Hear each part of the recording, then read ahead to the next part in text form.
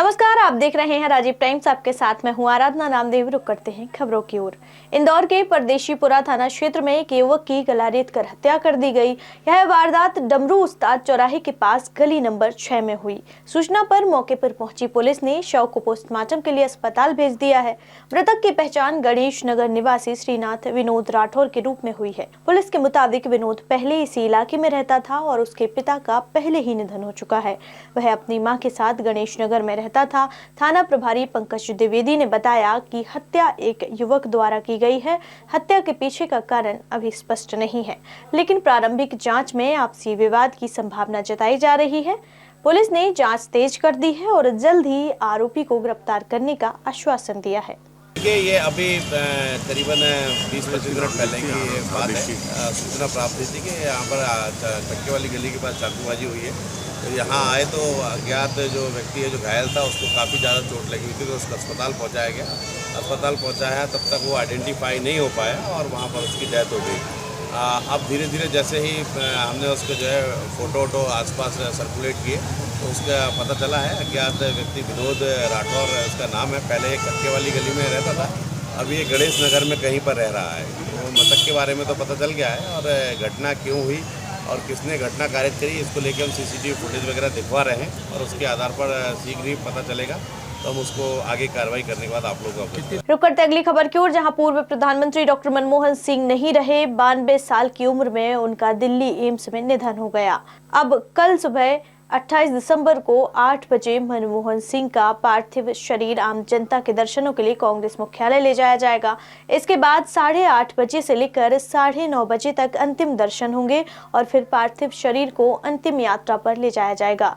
राष्ट्रपति द्रौपदी मुर्मू ने पूर्व प्रधानमंत्री डॉक्टर मनमोहन सिंह के आवास पर जाकर उन्हें श्रद्धांजलि दी। उन्होंने उनके परिवार के सदस्यों के प्रति अपनी संवेदना भी व्यक्त की है। उन्हें उम्र संबंधी दिक्कतों की वजह से गुरुवार रात 8:06 पर एम्स में भर्ती कराया गया था। रात 9:51 पर उन्हें मृत घोषित कर दिया गया। मनमोहन सिंह प्रखर अर्थशास्त्री थे। इंदौर के रेडीमेड गारमेंट्स व्यापारियों ने साइबर अपराधों के बढ़ते मामलों के चलते यूपीआई पेमेंट स्वीकार न करने का निर्णय लिया है। व्यापारियों का कहना है कि ऑनलाइन फ्रॉड की घटनाओं से उनका व्यापार प्रभावित हो रहा है, क्योंकि फ्रॉड के बाद उनके बैंक खाते कई दिनों तक फ्रीज रहते हैं। इस पर प्रतिक्रिया देते हुए इंदौर कलेक्टर आशीष सिंह ने कहा कि साइबर अपराधों पर सख्ती से कार्रवाई की जा रही है और जागरूकता अभियान भी चलाए जा रहे हैं। उन्होंने बताया कि डिजिटल ट्रांजैक्शन देश की आर्थिक व्यवस्था के लिए महत्वपूर्ण है, इसलिए व्यापारियों को इसे हतोत्साहित नहीं करना चाहिए। प्रशासन ने व्यापारियों से संवाद कर मामले का समाधान निकालने का आश्वासन दिया है। इसके लिए एक टीम व्यापारियों से बात करेगी और उनकी चिंताओं का हल निकाला जाएगा।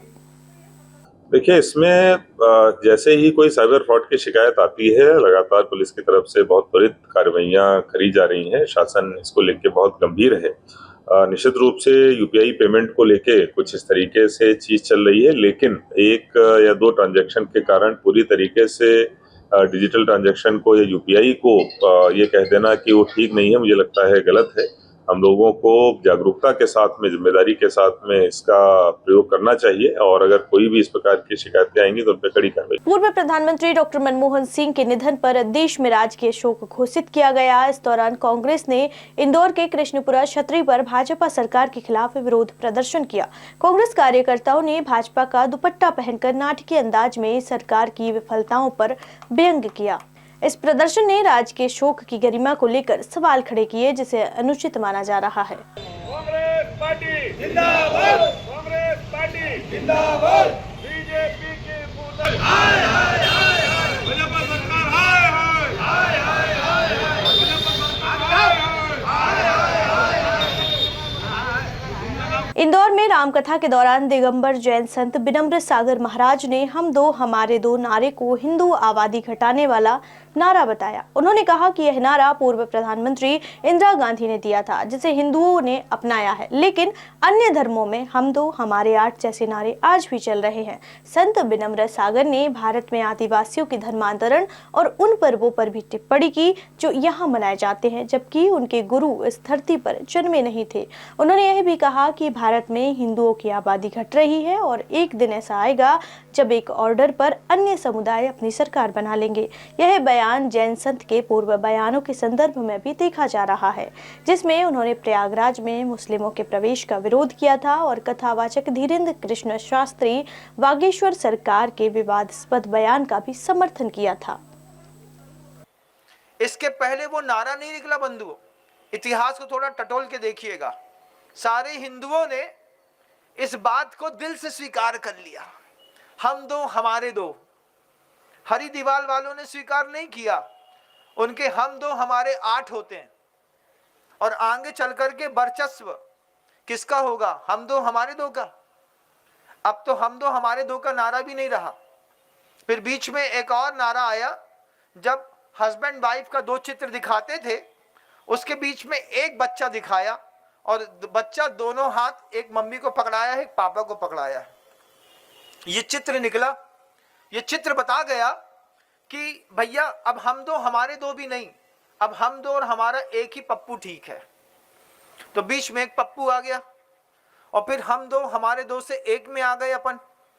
क्यों? महाराज पप्पू बोलते हैं, राम के देश के हैं तो रखना तो पड़ेगा, क्योंकि भक्त जिसके हैं सोचना चाहिए ना कि उस सरकार के लोगों की जो नीतियां रही होंगी वो ये सोच रहे होंगे कि जनसंख्या की कंट्रोल कर लेंगे।